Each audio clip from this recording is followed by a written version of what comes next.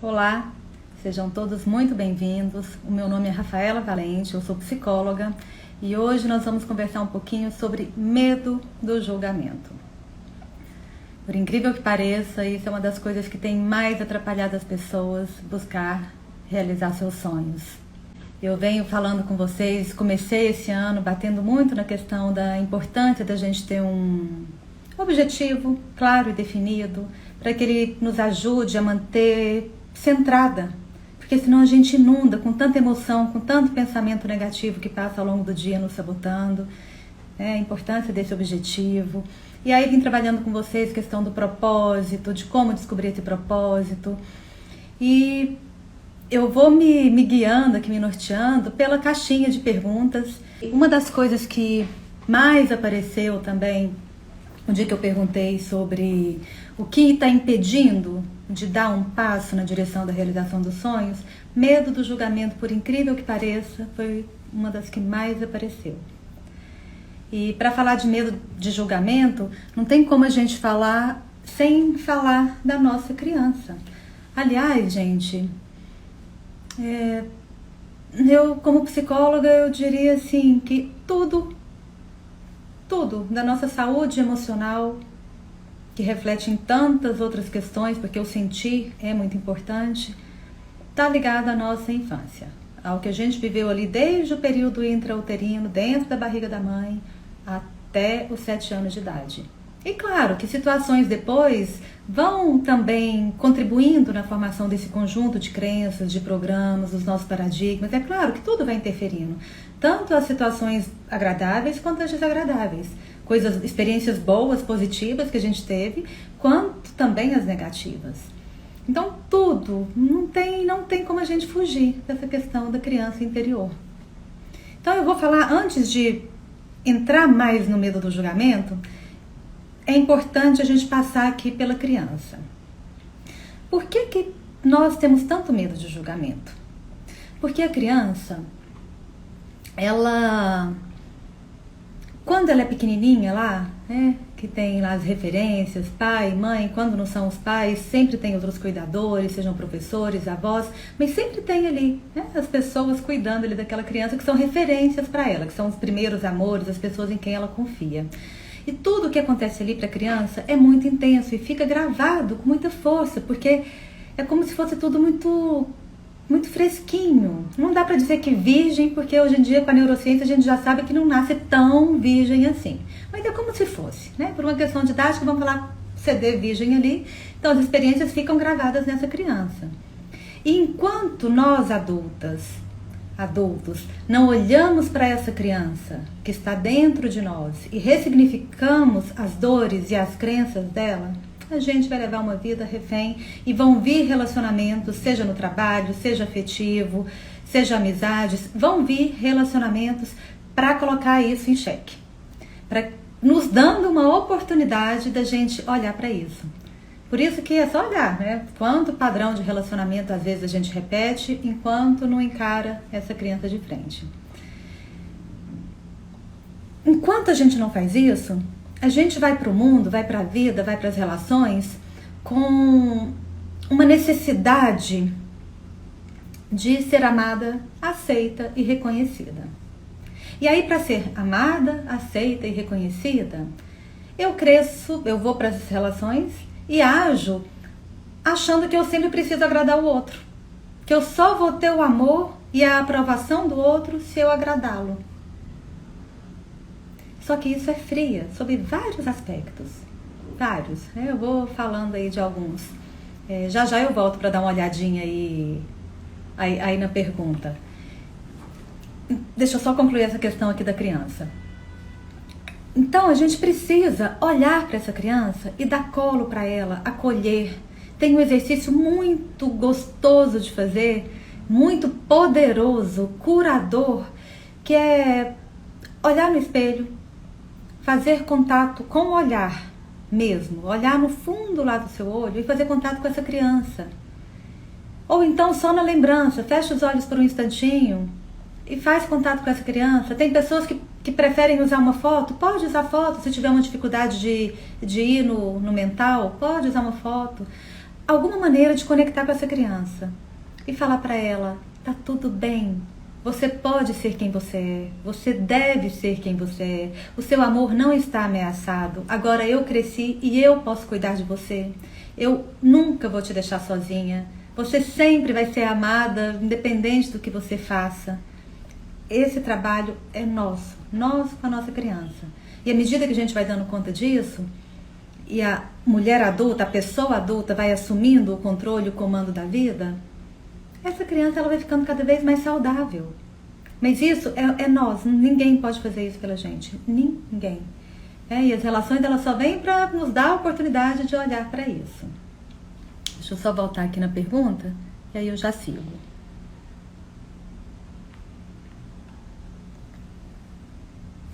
Qual a ligação da criança interior e os reflexos de não ter sido criado com pai e mãe na infância? É a mesma coisa.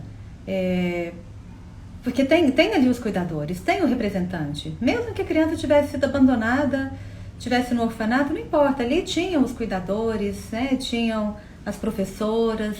Sempre vai ter alguém, senão a gente não teria sobrevivido sozinha. Porque nós, diferente dos animais da natureza, a gente precisa de alguém cuidando. A gente não consegue se virando. Se ali nos primeiros 1, 2 anos de vida, se a gente não tiver um adulto para cuidar, a gente não sobrevive. A gente nasce completamente dependente. Então seria a mesma coisa. Só que essas crenças da criança vão ser criadas por quem criou, por quem esteve ali junto dela. A nossa criança interior pode buscar essas figuras que foram ausentes em nossos relacionamentos? Com certeza. Com certeza. Só que enquanto a gente não olha e não dá conta do que essa criança quer, das carências e da falta dessa criança, não tem ninguém nesse mundo que poderá fazer isso. Somos nós. E tem um detalhe. O vazio, ele ficou. A falta já ficou. Seja lá o que tenha faltado, ficou. Essa carência, esse buraco, todos nós temos. A questão é que a gente tem que aceitar isso, compreender, aceitar e dar conta desse buraco.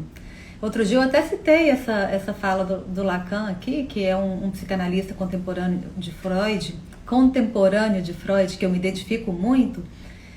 Eu gosto muito do Lacan, do olhar dele. Ele fala que esse buraquinho ficou, que o máximo que nós podemos fazer com esse buraquinho que ficou em nós é passar o dedinho ali e fazer um carinho nele.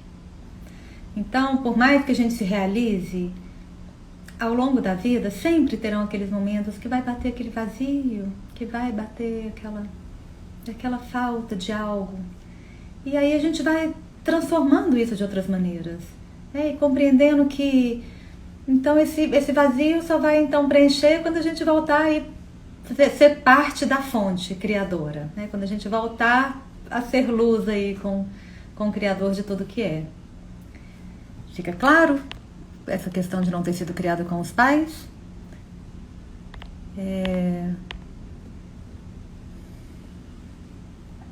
Sim, eu vou chegar aí, Ju.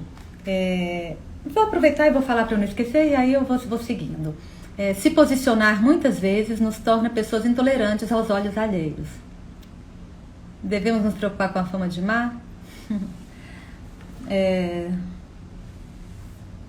Esse é um preço que a gente paga, sabe? Uma das coisas que eu aprendi, essa lição foi até lá nas constelações familiares, que foi uma das grandes chaves que virou na minha vida, assim, que me ajudou a dar um passo, é abrir mão de ser querido. Abrir mão, a gente aceitar que a gente não vai agradar todo mundo nunca. Jesus não agradou. A gente não vai agradar nunca. Abrir mão disso, aceitar que é assim mesmo, sabe? Que a gente não é tão querido, que a gente não é tão amado e que a gente não é tão importante. Quando a gente abre mão dessa importância pessoal, que a gente não é tão importante assim, não.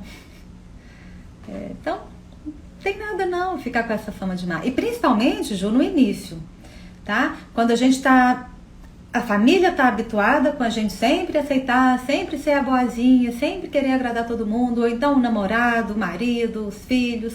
E quando a gente compreende que pra gente ser feliz, a gente precisa ser a pessoa mais importante da nossa vida, e a gente começa a se posicionar dessa maneira, as pessoas estranham. Claro que estranham. Estranham o limite. No primeiro momento, chamam a gente de egoísta, muita coisa. E aí nessa hora a gente precisa ficar firme, de saber que lá na frente essas mesmas pessoas vão até nos valorizar e nos respeitar muito mais. Porque quando uma pessoa é autêntica, que ela se assume, que ela assume a vida adulta, que ela vai para as relações cada vez com menos projeção, com menos expectativa, com menos cobrança, as relações ficam muito mais leves, é prazeroso, é gostoso ficar perto de uma pessoa que é autêntica, que está feliz, que é realizada, que dá conta da sua própria vida. É prazeroso estar com uma pessoa assim. Então, ainda nisso que a Jo perguntou, nessa questão de se posicionar, muitas vezes a gente é mal vista, chamada de má, de egoísta, de tantas coisas assim. Só até quando a gente vai continuar dando esse poder para o outro? Que dependendo do que o outro acha ou não acha, eu vou continuar num trabalho que não me agrada, eu vou continuar num casamento onde eu sou infeliz, onde eu me anulo como mulher, onde eu já abri mão do meu lado sexual, onde eu abri mão já do namoro, abri mão de um monte de coisa, estou aqui só por conveniência. Até quando que a gente vai dar esse poder para o outro? Então, porque quando eu tenho esse medo do julgamento do outro, quando eu dou esse valor todo para a crítica do outro, o que acontece? Eu estou dando o poder para o outro do meu prazer, da minha alegria, do meu bem-estar. É o outro, com base no olhar do outro, com o julgamento do outro sobre mim, se eu vou viver de acordo com o julgamento do outro, e aí? Eu vou estar sabotando o meu potencial? Qual será que é o salário que esse outro acha que eu mereço? Aí, os nossos filhos vão estudar na escola que o outro está de acordo, eu vou comer de acordo com o que o outro pensa, porque tudo isso reflete na nossa realidade, quando a gente preocupa. Aliás, quando a gente se preocupa demais com o outro, sabe uma fala que é um dos piores sabotadores da vida? É deixar de fazer algo por vergonha do que irão pensar, por medo do que irão pensar. Isso é frio, porque nesse momento a gente está dando todo o nosso poder pessoal para outra pessoa. Cada um de nós é único. Para a gente pensar em sucesso, o que é sucesso? O que é sucesso? Na minha visão, como eu aprendi, é cada ser que é uma expressão única nesse universo. Esse ser desenvolveu o seu potencial máximo e ser o mais feliz possível. Isso é sucesso. Cada natureza, cada ser, cada expressão única. O sucesso que é para o outro não é sucesso nenhum para mim. E pode ser que o meu sucesso não seja nada interessante para a pessoa aqui do lado também. Então, é ligar um foda-se mesmo para o julgamento alheio. Porque somos nós que vamos dar conta. A alegria e a tristeza de ser quem é, a dor e a alegria, somos nós que vamos sentir. Não tem outro caminho. E aí, ainda voltando lá na criança, quando eu fico nessa necessidade de ser amada, aceita e reconhecida, e para isso eu vou passando por cima de mim, sempre buscando a aprovação do outro, nisso está uma distorção, está uma carência muito grande.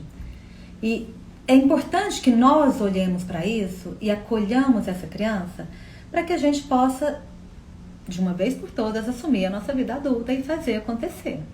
Parar de choramingar, porque senão a vida vai ficar até 80 anos de idade. Eu atendo pessoas até 80 anos de idade. Eu vejo e comprovo isso diariamente na minha rotina de trabalho.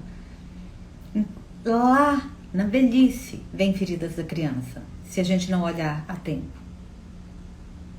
E aí é muito confuso quando chega lá na velhice. Muito. Muito mesmo. Não é fácil não. A gente precisa dar conta disso e superar essa distorção.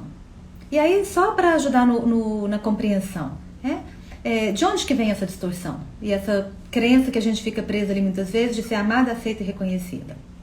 Quando a gente é criança, eu vou falar os pais, gente, aqui por uma questão de facilitar mesmo a didática, mas para quem não foi criado com os pais, os cuidadores, tá? Sejam avós, seja lá quem tenha sido. A criança, ela acha que tudo que acontece é culpa dela. A criança, ela acha que o mundo gira em torno dela. Principalmente o mundo dos pais. Mais ainda o da mãe. Né? Tanto que até lá pelos 8 meses de vida, o bebezinho, ele acha que ele e a mãe são uma coisa só. Ele começa a entender que a mãe é outra pessoa separada, mais ou menos em torno do 8º mês de vida. E aí, nessa fase onde a criança acha que tudo que acontece é culpa dela, a gente chama isso de atitude autorreferente. Nesse período, isso assim, uma discussão dos pais que a criança às vezes vê, ou às vezes vê a mãe fazendo algum comentário preocupada com dinheiro, preocupada com gasto, preocupada que vai faltar, brava com alguma coisa, tudo ela sempre acha que é ela. E nessa atitude autorreferente, a gente vai crescendo com uma crença distorcida sobre nós mesmos. A gente cresce com dúvida sobre a nossa capacidade, sobre o nosso valor, sobre o nosso merecimento. A gente cresce cheio de culpa. E precisa olhar para isso, porque se não olhar, uma hora a conta vem. Tá tudo bem não olhar, direito de cada um, né? Liberdade, tal do livre-arbítrio aí que falam, mas que uma hora a conta chega, chega. E quanto mais a gente deixar pra frente, pior vai ficar. Eu gosto sempre de pensar nisso, uma ferida, por exemplo. Se a pessoa tem uma ferida ali na perna e não cuida, não cuida. Imagina uma ferida, bem ferida ali na canela. E a pessoa não cuida, né? Porque vai doer, se ela tiver que lavar, se ela tiver que passar aqueles metiolates de antigamente e lavar uma ferida, aqueles raladão, já pensou? Se a gente não lava aquilo para valer e faz um curativo de acordo e simplesmente tampa ali aquela sujeira e tampa. E vai ficando ali, é o que a gente faz quando vai no piloto automático sem querer olhar porque precisa olhar. Aquilo ali vai começar a dar pus, vai começar a inflamar. E se você insistir em não olhar e não limpar enquanto é tempo, vai chegar num ponto extremo que você vai precisar amputar esse pedaço da perna. É assim que acontece. Só que com a emoção é assim também. Só que no caso de emoção, aí vem doenças bem mais dolorosas lá na frente se a gente não cuida enquanto é tempo. Deixa eu ver aqui o que ficou para trás. Eu sou muito autêntica, acho isso uma característica boa, mas a minha autenticidade faz às vezes eu falar demais e ser grossa. Daí acabo me arrependendo por ter dado a minha opinião. Tá, aí é uma questão de um ajuste de um exercício, tá? Porque o que é ser autêntica? Autêntica é a gente ser a gente, é a gente ser verdadeira, quem a gente é de acordo com a minha essência, com os meus gostos. Eu me banco, eu me posiciono, eu me coloco nas situações, nos lugares. Isso é ser autêntica. Me assumo como eu sou com a minha verdade. Só que à medida que a gente também vai amadurecendo emocionalmente, a gente precisa às vezes dar uma contida nessa franqueza. Eu sei bem que lugar é esse que você está falando, eu também tenho essa franqueza toda.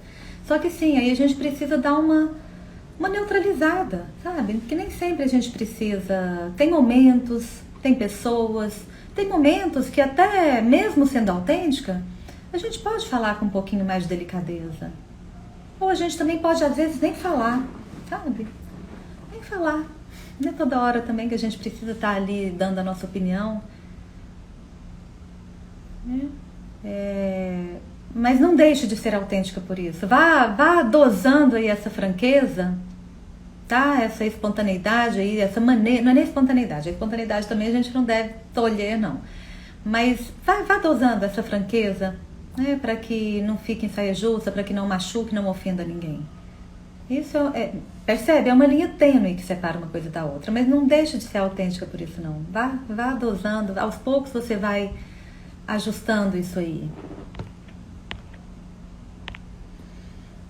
Bom, então, agora eu vou falar de uma outra parte do julgamento, né? Essa questão da criança é o que está no núcleo, é o que tá no profundo e cabe a nós dar conta desse recado, tá? Agora, julgamento, vamos falar um pouquinho do julgamento em si. Do que é essa frequência? A live anterior foi sobre frequência vibracional, onde eu falei um pouco da importância do sentir, do que a gente vibra no nosso campo eletromagnético para a criação da nossa realidade. E aqui o julgamento, ele é um dos piores sabotadores. E todos nós julgamos o tempo inteiro. Todos nós. O tempo inteiro. A gente julga e a gente reclama o tempo inteiro. O ponto é que quando a gente tem consciência da energia que é o julgamento, a gente começa a se observar. E quando a gente começa a se observar, assim que eu percebo que eu estou julgando, o que eu vou fazer? Vou respirar e lembrar que aquilo não é da minha conta. E vou voltar para o que eu tenho que fazer, cuidar da minha vida. Isso é exercício, é prática. A gente vai se observando e vai corrigindo isso. Por que eu vou corrigir isso? Porque eu sei já que o julgamento é um sabotador da minha felicidade, é um sabotador dos meus sonhos. A energia do julgamento, ela é uma energia baixa de contração. Pensa aí por um instante. Lembra aí de alguém que você julga muito, e julga com razão, porque realmente o que a pessoa está fazendo é absurdo.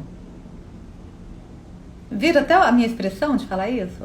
Só da gente pensar num absurdo que alguém está fazendo, por maior que seja o absurdo, é uma energia de contração. E toda vibração onde a gente se contrai, ela é contrária à realização dos nossos sonhos. Porque a vida, o universo, a prosperidade, o amor, a alegria, a abundância, são energias de expansão. São energias de alta frequência. Expande, amplia. E tudo que contrai, o medo, a ansiedade, a insegurança, a raiva, a culpa, a vergonha, tudo isso, estou contraindo. Minha energia está caindo. Estou sabotando os meus sonhos. Aí aqui, eu vou entrar bem por alto nisso, só porque senão muita de vocês aqui me ouvindo podem perguntar. Muita gente precisa de julgar para a gente discernir o que pode, o que não pode, o que é certo, o que não é certo. Sim, só que isso é muito relativo. Então é claro que a gente tem esse olhar esse julgamento só para a gente se posicionar na vida, se reposicionar na vida. Isso faz parte da nossa natureza, é intrínseco à natureza humana. O julgamento de apontar o dedo para o outro, de preocupar com o que o outro está fazendo com a vida dele, isso é que a gente precisa segurar. Não é da nossa conta. Cada um vai pagar o que está fazendo. Quanto mais a gente cuidar da gente, melhor a gente está contribuindo para o todo, para a energia do planeta, para essa transformação que todos nós ansiamos e desejamos do fundo da alma. É que quanto melhor a gente cuidar da nossa vida, aqui do nosso círculo, quanto mais a gente puder vibrar aqui, nas pequenas, eu costumo dizer, trabalho de formiguinha. Cada um de nós fazendo nosso trabalho de formiguinha, deixa quem está fazendo o que quiser fazer. Porque se a gente for ficar preocupado com a vida dele lá, é um sinal que a gente não vai estar cuidando da nossa como a gente deveria. E ainda por cima, estamos vibrando energia de contração. E vibrar energia de contração, o universo ele não faz julgamento, ele não está ali para apontar o dedo para a gente, dizer se é certo, se é errado, se é moral, se é imoral. Ele simplesmente sente essa energia e ele vai mandar coisas para a gente dessa mesma energia. O que é coisas dessa mesma energia? Dívida, escassez, doença, confusão, conflito. Tudo isso é energia que vem quando a gente está numa frequência contraída, de baixa vibração. Nós somos seres que julgamos, não é possível não julgar pelo o cérebro. Isso já é comprovado também, já é mapeado e explicadíssimo ali em neurociência.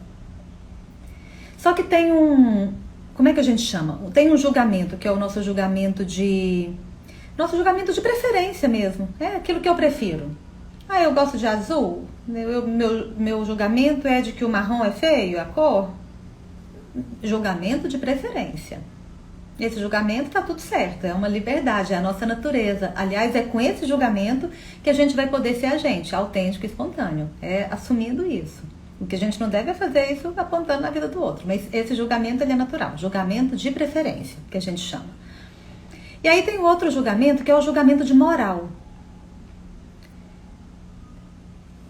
Só que mesmo esse julgamento de moral, ele é muito relativo. Porque, por exemplo, aqui no Brasil é muito comum o consumo de carne. A maioria das pessoas. Aqui em Goiás, principalmente, é uma cultura agropecuária, então é carne, né? O programão aqui é churrasco no fim de semana, carne, cerveja, é isso que é. Lá na Índia, a vaca é sagrada. Quando a vaca passa no meio da rua, tem que parar e esperar a vaca. Então, percebem que mesmo o julgamento de moral ele é muito relativo, né? Tem países aí fora que um homem, se ele der conta de bancar em amor e em dinheiro, ele pode ter 4 esposas, desde que ele garanta que vai bancar tudo igual para as 4. Aqui no nosso país isso não é possível. Eu ia falar uma coisa, mas deixa pra lá. Senão eu já vou julgar. Tá vendo? Quase que eu julguei aqui na minha espontaneidade. Só que aí, à medida que a gente vai se percebendo, a gente vai se policiando. Quando a gente está comprometido com a nossa felicidade e com a realização dos nossos sonhos. Então, percebi que eu estou julgando, imediatamente eu volto para o meu lugar. Não é da minha conta. Por quê? Porque eu estou comprometida com os meus sonhos, com os meus acertos. Não vou ficar perdendo tempo. E aí não é muito o tema da live de hoje, mas eu vou aproveitar isso e vou fazer um parênteses aqui. Recomendo do fundo da minha alma, com toda a força, que prestem atenção e exercitem isso em relação a pai e mãe. Gente, vocês não têm ideia do quanto que isso abre portas na nossa vida. Abre os caminhos, abre as portas. Veio o julgamento em relação a pai e mãe? Respira e lembra, não é da minha conta. E olha pra frente, vai cuidar da sua vida, tá? Em relação a pai e mãe, isso assim é muito importante, que a gente não julgue. Então, percebem que o julgamento é uma energia de contração? Que quando a gente julga, vem uma coisa ruim? E é muito doido essa questão de julgamento, mesmo o julgamento de moral. Mas é muito complexo. Se fosse para eu falar disso, eu teria que abrir uma outra live para explicar para vocês o que acontece no nível do cérebro mesmo, fisiológico, né? O que acontece ali no cérebro quando a gente julga, o que leva a gente a julgar, e que realmente não é possível nós, seres humanos, vivermos sem julgar. A gente vai julgar, e normalmente a gente vai julgar com uma carga emocional. A primeira coisa que vem pra gente julgar algo é uma intuição emocional. Aí depois que a gente raciocina, né? E tudo isso vão ter essas variações de acordo com a cultura, com a época. Até menos de 200 anos atrás, cento e tantos anos atrás, aí a gente ainda tinha escravidão aqui no Brasil. Eu conheço pessoas que são netas de escravos. Então, mesmo esse julgamento de moral, ele é muito relativo, mas assim, eu só comentei isso por alto para deixar claro que todos nós julgamos. Isso não tem como. O grande problema é porque quando a gente julga, a gente está no ego. O ego não é de todo ruim. Ele é fundamental, a gente precisa do ego. É graças ao ego que eu estou aqui podendo falar com vocês, que vocês estão aí me ouvindo. É graças ao ego que a gente vai para a luta, que a gente realiza, que a gente busca realizar tudo. Quando é que o ego vira problema? Quando eu caio nesse medo do julgamento. Ou no medo do julgamento, no julgamento de uma forma geral, mas normalmente no medo do julgamento lá na raiz. Que é quando eu vou fazer algo pensando no que o outro vai achar, no que o outro vai pensar. Ou então quando eu vou fazer algo para provar algo para o outro. Nesse momento, aí sim, aí o ego fica de uma maneira negativa. Mas ele não é de todo ruim. A questão do medo do julgamento é porque muitas pessoas estão se sabotando, deixando de viver um amor que gostaria, deixando de viver a profissão que gostaria, deixando de fazer muitas coisas que gostariam, pelo medo do que irão pensar, por vergonha do que irão dizer. E aí não vale a pena, porque você vai estar se anulando. E a gente está aqui para... Cada um de nós tem algo, tem um propósito para estar nessa vida. E como eu disse na live sobre o propósito, não precisa ser algo grandioso. Não precisa. Mas é um propósito. Um propósito que te faça levantar da cama, que te dê um norte, que te dê uma diretriz na sua vida. Porque, gente, de verdade, eu agradeço muito a oportunidade que eu tenho de atender em consultório ainda, porque eu aprendo muito, eu cresço muito, porque eu posso o tempo inteiro, como é a minha profissão e é o que eu estudo, mente, emoção, criação da realidade, tudo que envolve nós seres humanos, o que a gente precisa para conseguir desenvolver o nosso potencial e nos realizarmos nessa vida, cumprirmos a nossa missão nessa existência, eu vou comprovando, geração a geração. Sabe, eu posso comprovar quando eu atendo adolescente, tudo que eu estudo ali sobre adolescência, criança. Hoje em dia eu quase não estou atendendo mais criança, adolescente também está cada vez menos. Meu foco está muito em pessoas que estão nessa fase de vir para a vida, de assumir sua vida adulta. Mas o que eu ia dizendo, que eu agradeço muito a oportunidade de ainda atender em consultório, é porque eu tenho oportunidade de atender pessoas com mais de 60, 70, beirando aí os 80 anos de idade.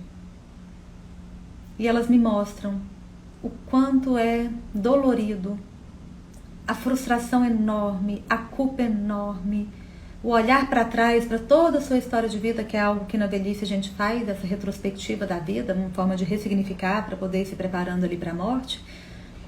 Olhar para trás e se arrepender, falar, poxa vida, por que eu não vivi aquele amor pelo medo do que iriam pensar?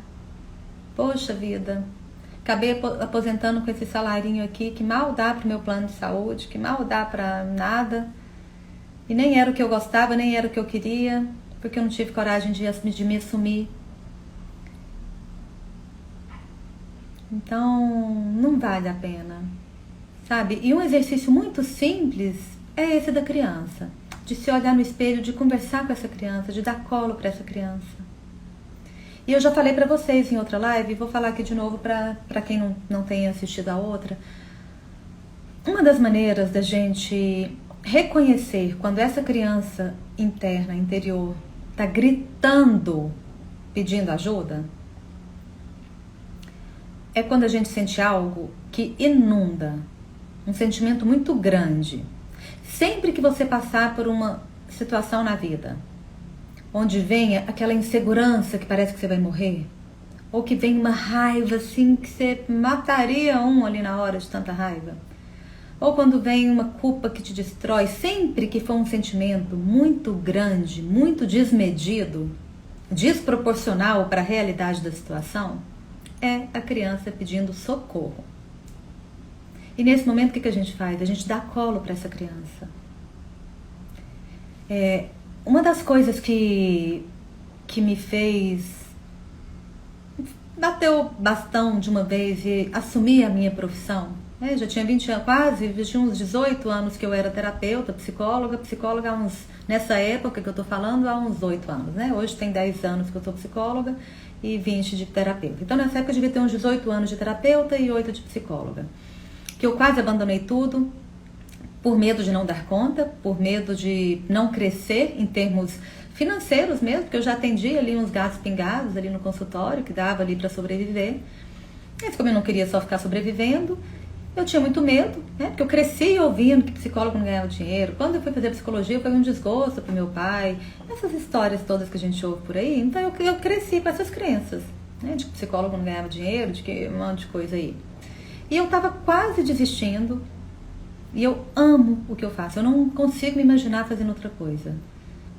Se eu ganhasse nessa Mega Sena da virada do ano, que eu nem joguei, mas se eu jogasse e ganhasse, eu continuaria fazendo o que eu faço, porque é o que eu amo, é o que dá sentido para minha vida. Mas eu quase abandonei para fazer concurso público para a Polícia Federal. Porque aí, se fosse concurso, eu queria pelo menos uma coisa mais dinâmica, que desse mais uma emoção.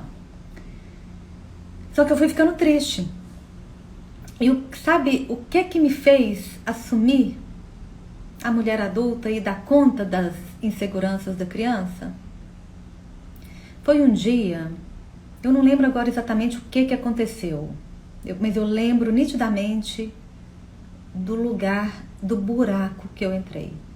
Eu entrei num lugar de insegurança tão grande, eu nunca tinha sentido. Eu acho que deve ter sido pânico. Eu trato pânico, mas eu só estudo na teoria, não tenho crise de pânico. Nesse dia eu acho que foi uma das fortes. Se não foi, foi parecido, mas assim, um medo muito grande de não dar conta. Uma insegurança, assim, muito grande. Eu acho que eu fiquei uns 2 dias virando do avesso aqui em casa, dando conta disso. Só que como eu já tinha consciência que era minha criança, eu fiquei usando todas as minhas técnicas e acolhendo essa criança. E vez ou outra, se bate essa insegurança, é com ela que eu me conecto, porque eu já sei. E isso é o que eu quero compartilhar com vocês, porque é muito simples e às vezes eu tenho receio de, por mais que eu fale e na hora faça sentido, caia umas fichas para você, eu tenho receio de depois seguir com a vida aí no automático e continuar deixando essa criança pedindo socorro. Que a gente só vai poder ir para a vida adulta para valer, viver o nosso potencial, quando a gente acolher essa criança. Então, o que a gente faz numa hora dessa que a gente se depara com esse sentimento tão grande assim? Olha internamente para essa criança e fala, calma, tá tudo bem. Sempre que for um sentimento muito grande, muito desproporcional e desmedido, tá tudo bem. Tá tudo bem, eu tô aqui, agora eu cresci, você nunca mais vai ficar sozinha. Nunca mais vou deixar que façam nada com você. Você vai ser sempre muito amada. Você é muito importante para mim. E se a gente, cada um de nós aqui tem uma história de vida, e com certeza cada um de nós aqui passou por algo muito difícil lá na infância. E se a gente olha para aquela criança lá, que era uma criança, e ela deu conta, é vergonhoso nós adultas, com tantos recursos, com tantas coisas que a gente tem hoje em dia, a gente ficar aí quase morrendo por umas inseguranças, por um medo de não dar conta, por um medo do que irão pensar. Nossa, aquela criancinha lá deu conta de tanta coisa. É até vergonhoso perante ela. Isso é curador, é o que a gente pode fazer de melhor, e não só em relação ao medo do julgamento. Isso reflete em tudo que vocês imaginarem. Não tem como uma pessoa ser inteligente emocionalmente, ter uma estabilidade emocional, se não olhar para essa criança interior, ressignificar a história de vida, ressignificar as suas dores e trazer ela saudável para o nosso dia a dia. Não tem como. A gente precisa disso para que a gente possa assumir a vida adulta, ter inteligência emocional, ter uma estabilidade emocional e assim prosperarmos em todas as áreas da nossa vida. E num primeiro momento não é tão fácil mesmo não. É simples, o que a gente precisa fazer é simples. Mas é o movimento do universo, entende? Então mesmo que não seja tão fácil, o universo inteiro conspira a nosso favor. Um pequeno passinho que a gente dá na direção dessa cura, desse voltar para casa dentro de nós mesmas, a ajuda que vem do universo é enorme, porque a gente vai entrando no fluxo, a gente vai entrando na ordem do universo. E quando a gente está no nosso devido lugar, alinhada com o fluxo do universo, tudo fica mais leve, porque aí a gente tem o universo inteiro conspirando a nosso favor. Só que enquanto a gente está na birra, na pirraça, querendo que o outro faça, achando que vai vir um salvador, achando que a ajuda vai vir de fora, ou então achando que a minha vida está assim porque meu pai não fez aquilo, porque se minha mãe tivesse feito daquele jeito, vai ficar desalinhada, fora do fluxo, presa na criança, mimada, birrenta, carente, pidona, teimosa, e não vai desfrutar da vida adulta. Então, é isso, vamos encarar de frente, porque vale a pena. Vale a pena. Fez sentido até aqui? Tem alguma pergunta, algo que vocês gostariam que eu não falei, que eu falasse, ou algo que não ficou claro? Me sinalizem aí, por gentileza.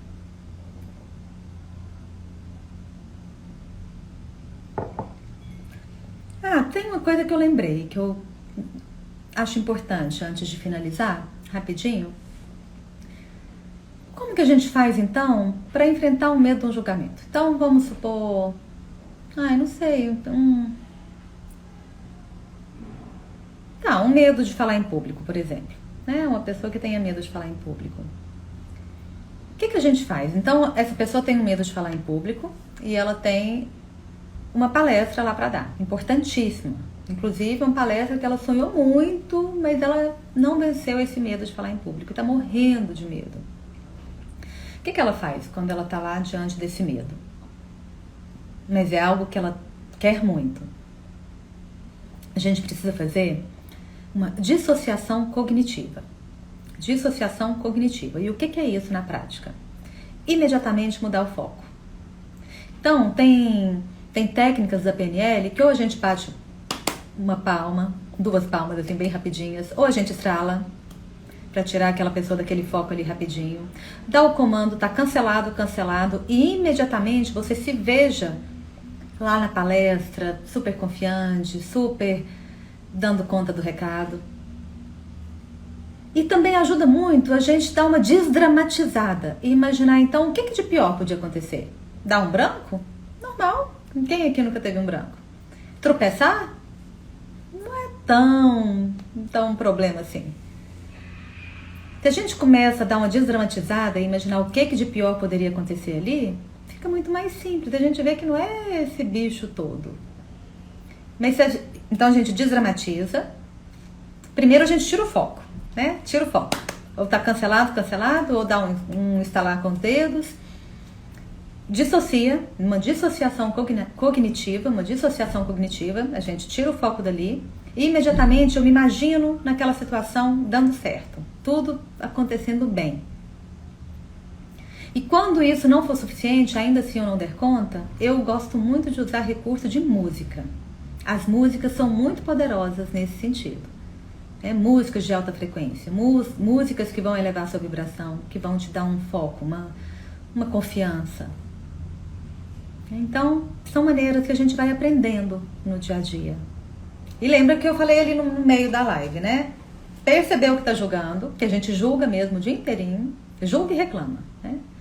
Então, percebeu que está julgando, que está reclamando, está cancelado, imediatamente tira o foco, porque isso vai te tirar do que você quer, da realização dos seus sonhos. Eu, hoje em dia, sou muito criticada porque eu não sou a mais atualizada no que está acontecendo em termos políticos. Eu não assisto jornal, eu vejo assim, a cada 10 dias, eu vou numa fonte que eu acho uma fonte mais confiável, dou uma lida, uma atualizada, porque até pela minha profissão eu não posso ficar muito alienada do que está acontecendo, não. Mas no meu dia a dia, não vou de jeito nenhum, porque já pensou, eu, com esse olhar, eu sou muito analítica, gente, não é à toa que eu caí nessa profissão. Eu penso demais, eu sou muito analítica, eu tô o tempo inteiro, assim, assim, é até involuntário. Imagina eu assistindo um Jornal Nacional, tanto que eu ia julgar, tanto que eu ia ficar revoltada, tanto que eu ia ficar brava. E aí, meus sonhos, o que eu ia fazer com os meus sonhos? Ia atrasar tudo, ia sabotar tudo, com o potencial que eu sei que eu tenho? Não vou assistir, não vou mesmo. A cada 10 dias eu paro ali, me atualizo o que está acontecendo no mundo e exerço a minha cidadania aqui no meu dia a dia, sendo o melhor que eu posso, né? Buscando todo dia ser uma pessoa melhor do que eu fui ontem. E amanhã ser melhor do que eu estou sendo hoje. Ser boa com as pessoas que estão ao meu redor, com os meus clientes, com o meu filho, com a minha família, com os meus amigos, com o funcionário do meu prédio, com os funcionários do consultório.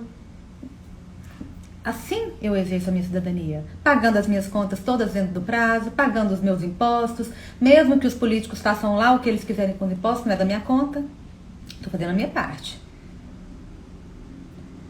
Porque pra gente, enfim, não vou entrar muito nisso não, mas até para essas questões políticas, tem outras maneiras. A indignação, ela não tem muito efeito positivo. E se a gente olhar a própria palavra, né, indigna ação. É uma ação indigna, então vou ficar indignando. Então, ter esse cuidado com o dia a dia. Tudo aquilo que te rouba energia, que te sabota, toda a emoção que te contrai, cancela e eleva. Toda a emoção que contrai está sabotando os nossos sonhos. Que bom! A Lívia comentando que está ouvindo solfejos, né? Que eu falei que eu gosto muito do recurso da música e para quem não sabe, está ouvindo pela primeira vez. Solfejos, encontra no YouTube, encontra no Spotify. São sons instrumentais que são gravados com frequência em hertz. Né? Tem um aparelho que emite ondas e esse aparelho ele é usado na gravação daquela música. Então tem solfejo para alinhar os chakras, solfejo para ajudar a dormir, solfejo para liberar medo. É muito interessante. Deixa eu até contar isso rapidinho e eu juro que eu encerro a live. Eu, muitas vezes, quase todas as noites, eu durmo ouvindo solfejo. E aí eu tenho uma playlist, tem alguns solfejos que eu me sinto bem, que me tranquilizam, que me relaxam. Tem outros que eu fico com sono muito agitado.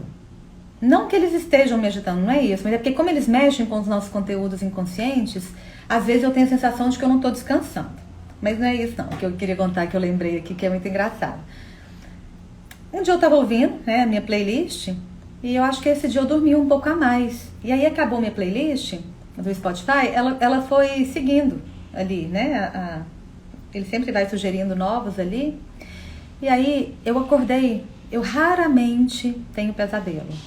E eu acordei tendo pesadelo com cachorro me atacando. E eu tenho trauma de cachorro. Cachorro na infância já quase me mordeu umas 3 vezes. Eu tenho muito trauma de cachorro, até hoje. Se um cachorrão bravo, grande, chega perto de mim assim, eu preciso exercer muito meu autocontrole, rezar muito e pedir socorro para alguém tirar ele rápido de perto de mim. É real. E aí, nesse dia que o solfejo foi seguindo, né, e pegou uma próxima música, eu acordei achando que um cachorro ia me atacar, né, lá no meu sonho. E a hora que eu acordei, aí eu ouvi o som, aí eu fui lá no Spotify, né, fui lá no meu celular, que eu deixo assim uns 2 metros da minha cama, deixo lá ali pertinho da porta para não ficar com essa radiação. Tava uma música de frequência de liberação de medo. Olha que interessante. E foi buscar um trauma que eu tenho forte lá da infância. E eu acordei com isso. Aí essa eu já até excluí para ela não vir mais não. Porque quando eu quiser eu vou colocar ela no momento acordada específico e vou tratar esse medo. Sonhando assim, não. Deixa ter meu sono em paz, tranquila.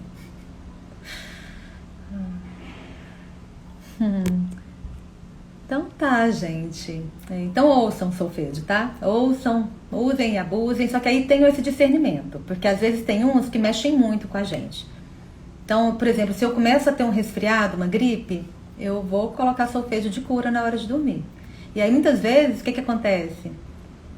Já aconteceu umas 2 vezes, de eu começar a ter uma gripe e colocar solfejo, eu acordo no meio da noite, transpirando muito, tomo um banho e acordo zerada. Então usem. Só que tem uns que às vezes incomodam, aí vocês estão selecionando aí os que são bons para vocês. Então, muito obrigada pela presença. E na quinta eu estarei aqui. E a gente vai seguindo, né? Nesse processo de lapidação interna. É devagarzinho mesmo, é de passo em passo, é aos poucos. Mas é gostoso, porque quando a gente faz o que é para ser feito, é gostoso, a gente se sente em comunhão com o todo. Então, vale a pena. Não é fácil não, mas não desistam de vocês não. Não é nem só por vocês, é pelo planeta. Quanto mais de nós estivermos felizes, contentes, vibrando alto, no amor, na alegria, na gratidão, na confiança, mais a gente consegue essa transformação que a gente tanto quer e merece. Obrigada pela presença e pela companhia.